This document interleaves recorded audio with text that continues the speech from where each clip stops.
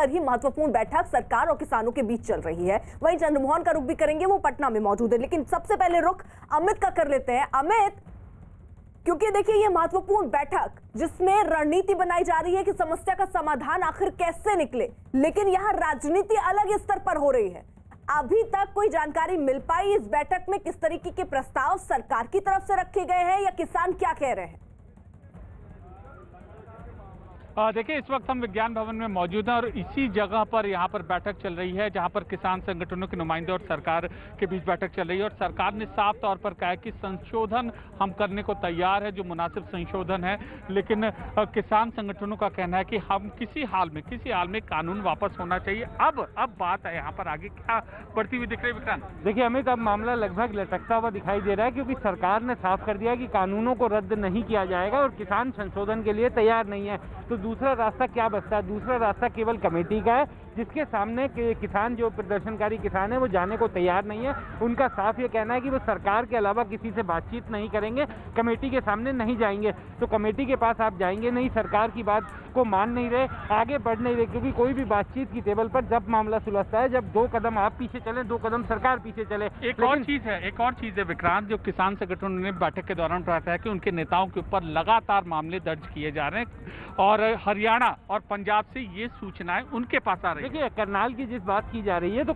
करनाल में जिस तरीके की जो घटना हुई थी, वो मुख्यमंत्री के कार्यक्रम के दौरान हिंसा की घटना हुई थी, जिस मामले में पुलिस ने कुछ एफआईआर दर्ज की है। और किसान अगर किसी तरह का समझौता अगर की तरफ बात बढ़ती है तो सरकार से बात की जा सकती है, सरकार को वो कह सकते हैं कि इन मामलों को वापस लिया जाए। लेकिन वो जो हिंसा हुई थी, उस घटना पर एफआईआर दर्ज की गई है और इस बात की आज की मीटिंग में भी जी अर्पिता अमित, जरा ये बताइए कि देखिए ये बातचीत, जब इससे पहले जो और दौर की बातचीत रही, 7वीं 8वीं का मैं जिक्र कर रही हूँ, तो 2 बातों पर सहमति बनती नजर आई थी, 2 मुद्दों पर सहमति बनती नजर आई थी। तो क्या आज वहीं से बात को आगे बढ़ाया जा रहा है सरकार की तरफ से, या फिर कोई दूसरा प्रस्ताव भी सरकार इस बारे में ला रही है? क्योंकि अब ये मामला कोर्ट में भी है, कोर्ट ने बाकायदा एक कमेटी गठित की है। क्या अब सरकार ये मनाने की कोशिश कर रही है कि आप कमेटी के सामने जाइए, अपने आप प्रतिनिधि अगर कमेटी में शामिल रखवाना चाह रहे हैं तो कोर्ट से ये अपील भी सरकार की तरफ से हो सकती है? क्या इस तरीके के मुद्दे भी आज हो रहे हैं बैठक में? जी बिल्कुल, 2 चीजें हैं। जो बातें अब हो चुकी थी संशोधन से रिलेटेड, उन बातों का आज जिक्र किया जा रहा है पूरा का पूरा इस बैठक में। इसके अलावा सुप्रीम कोर्ट में ये पूरा मामला था, तो सुप्रीम कोर्ट ने जो आदेश दिया था कमेटी को बनाने का, इस मामले के जो कानूनी पहलू क्या हैं उसके बारे में बताया जा रहा है। और कुल मिलाकर जो रिसेंट डेवलपमेंट यहाँ पर हुए हैं अदालती पक्ष पर, आज उनकी जानकारी लगातार दी जा रही है। तो ये समझाने का दौर चल रहा है, लेकिन समझाने से आगे क्या चीज निकलेगी, इस पर सबसे बड़ा सवाल है, सबसे बड़ा संशय है। अमित, जरा रहिए साथ, देखिए जरा ये 3 तस्वीरें भी इस बीच दिखा दें। 3 तस्वीरें अब आपकी टीवी स्क्रीन पर होंगी। एक में कांग्रेस कार्यकर्ता हंगामा करते दिखाई दे रहे हैं, जरा देखिए। दूसरी तस्वीर में प्रदर्शन में शामिल राहुल और प्रियंका नजर आ रहे हैं, जबकि एक तस्वीर में कांग्रेस के कुछ कार्यकर्ता प्रधानमंत्री के खिलाफ अपमानजनक भाषा का इस्तेमाल करते दिख रहे हैं। तो ये 3 तस्वीरें, जहां एक तरफ बातचीत से अमित देखिए रास्ता निकालने की सरकार की कोशिश है, वहीं दूसरी तरफ कांग्रेस जो है इस पर हंगामा करती हुई, तोड़फोड़ करती हुई नजर आ रही है।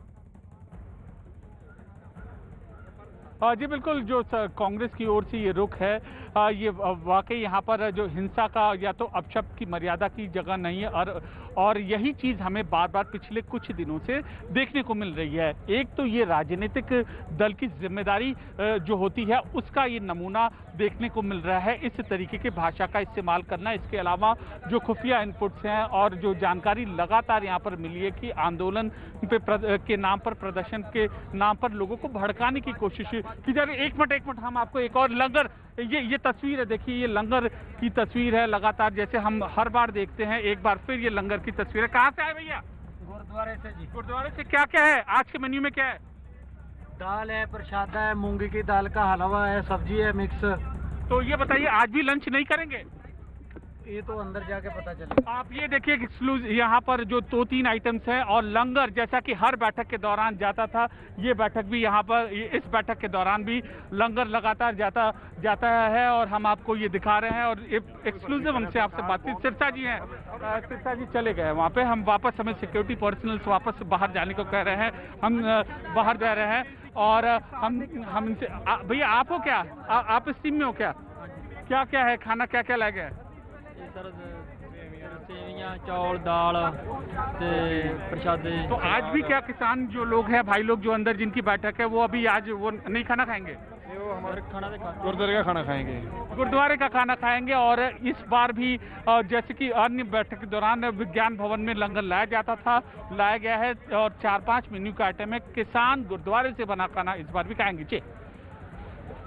तो फिलहाल देखिए वहां पर लंगर पहुंचना शुरू हो गया।